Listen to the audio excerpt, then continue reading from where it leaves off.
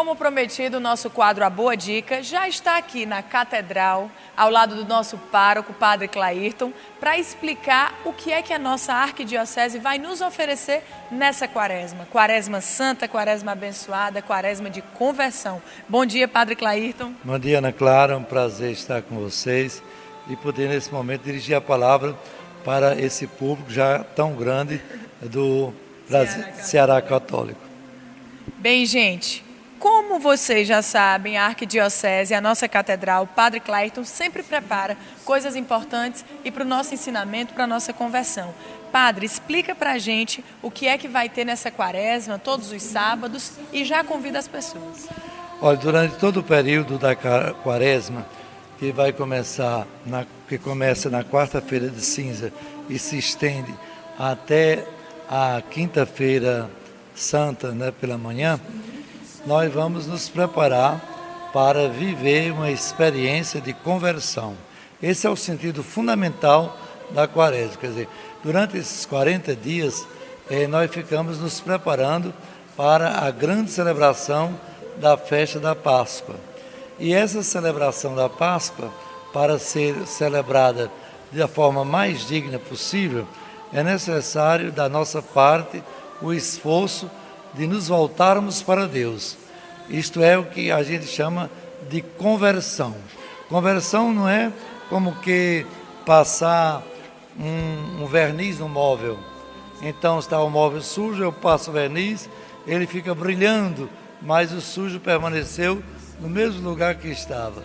Não, a conversão é um processo pessoal e comunitário e é extremamente exigente, porque a conversão vai mexer nos critérios que contam, nos valores que eu adoto, nas linhas de pensamento, nas ideias que alimentam a minha conduta no dia a dia, na forma como eu vivo as realidades do cotidiano.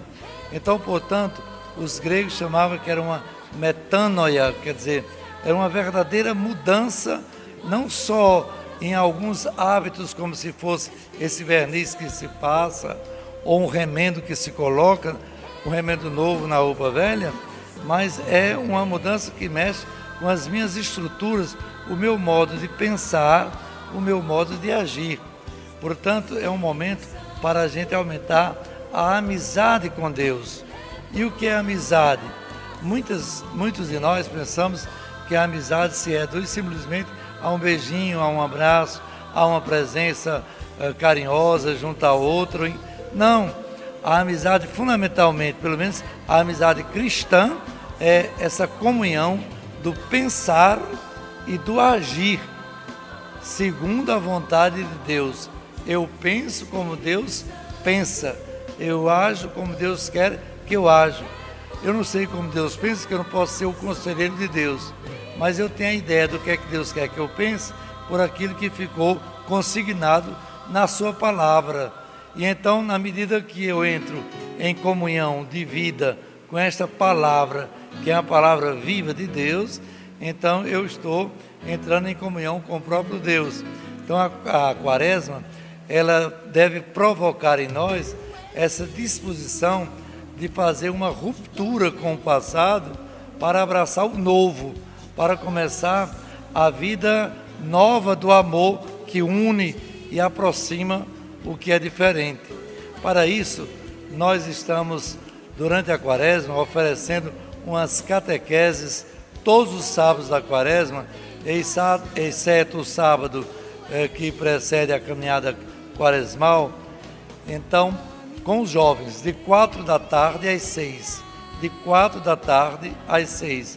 Com os jovens, essa catequese será feita pelo nosso arcebispo Dom José Antônio e pelos seus bispos auxiliares, para poder então assim haver um encontro mais pessoal nesse ano da juventude com os nossos pastores, e assim eles receberem uma evangelização para, na força da palavra de Deus que ilumina o sentido da vida de cada um de nós, o jovem poder vencer os grandes desafios que estão aí diante deles, como o desafio da droga, o desafio do sexo desregrado, o desafio da falta de sentido, da falta de emprego, de tantos outros problemas do extermínio da juventude por causa dessa maldita droga que está por aí, por causa do consumismo, por causa do relativismo. E o que é o relativismo?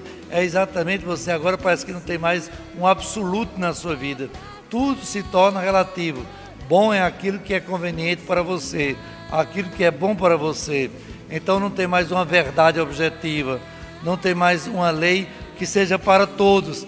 Cada um está fazendo a sua própria lei.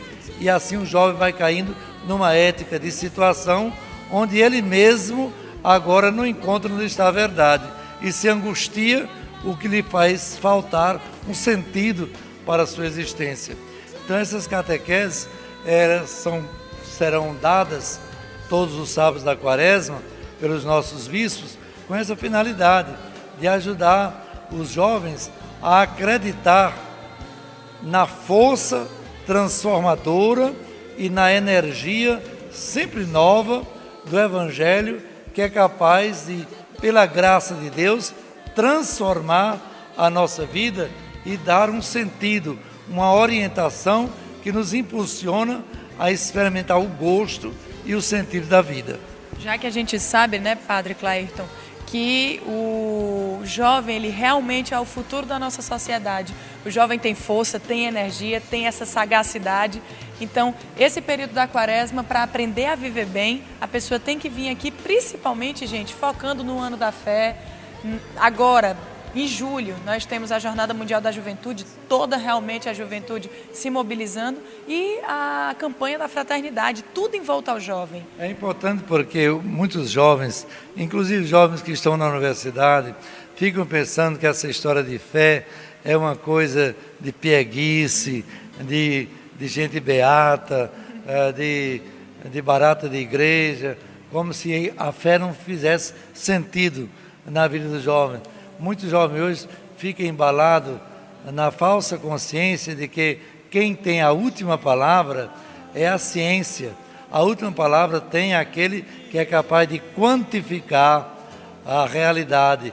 É verdade aquilo que é observável, que é testável no laboratório. E por isso mesmo, então muitos jovens desprezam a fé como se fosse algo ultrapassado ou inexistente. E isso é uma rotunda e crassa ignorância, porque o autor da fé é o mesmo autor da ciência. Quem deu a ciência é também o consumador da nossa fé. Fé e ciência são duas asas, como que o espírito humano se eleva a Deus na busca da verdade. Já nos ensinava o Papa João Paulo II, de tal modo que a gente tem que relativizar esse endeusamento que é feito da ciência em detrimento da fé, como se a ciência se opusesse à fé e a fé se opusesse à ciência. Ora, Alfred Kostler, que é o Prêmio Nobel de Física, ele mesmo chegou à conclusão, e é física, ele não estava falando de abstração, ele não estava falando de filosofia, ele estava falando de física, da natureza, de coisas concretas, materiais, tocáveis, apalpáveis. E então, ele com essa láurea esse prêmio mais cobiçado do mundo, então ele chega a dizer, o mundo é um relógio, mas não existe relógio sem relojoeiro. Então quer dizer que a ciência é um conhecimento relativo, é um conhecimento zonal, é um conhecimento regional. A ciência só atinge uma parte do saber e é muito modificável. Só para que o jovem tenha uma ideia, para poder botar a ciência no seu devido lugar e cortar suas asas de achar que ela é a dona da verdade e que fora dela não há verdade, é bom que o jovem saiba que até pouco tempo os médicos diziam que ninguém devia comer ovo porque ovo era muito prejudicial para o colesterol. Então as pessoas que eram portadoras de hipercolesterolemia, então não ficavam sem poder comer ovo. Então agora é o contrário. a ciência está dizendo que é ótimo, tem que se comer ovo. Até poucos dias se dizia que a carne de porco era uma carne muito gordurosa, devia ser evitada para quem tem esse problema de colesterol alto. Então, hoje em dia está provado que a carne de porco tem menos gordura do que a carne de frango. Então, aí a ciência vai construindo hipóteses que depois são desmanchadas. Então, é bom que a gente saiba que há outras formas de conhecer, não só pelo laboratório, mas também pelo testemunho.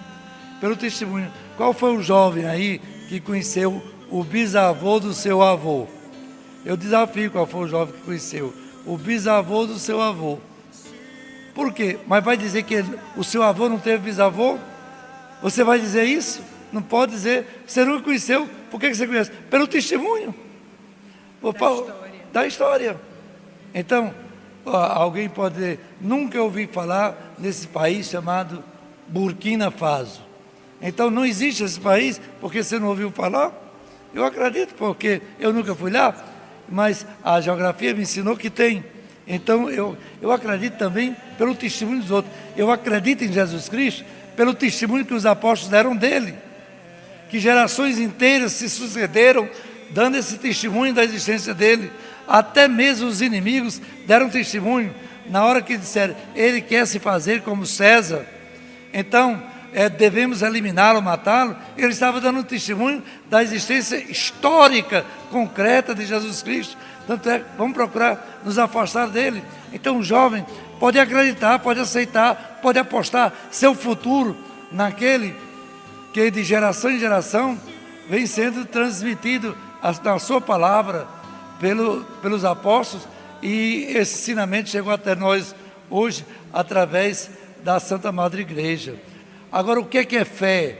O jovem precisa estar com clareza do que significa fé. Às vezes a gente pensa que fé é só um oba-oba, um glória, glória, aleluia, gritar, balançar, se requebrar. Não é isso. Isso é um aspecto mais emocional, que não tem muito a ver com a fé. Não é contra a fé, mas eu quero dizer que não tem tudo a ver com a fé. A fé é muito mais do que isso. Então, a fé é a submissão da inteligência e da vontade àquilo que Deus revela, porque Ele não engana e não se engana.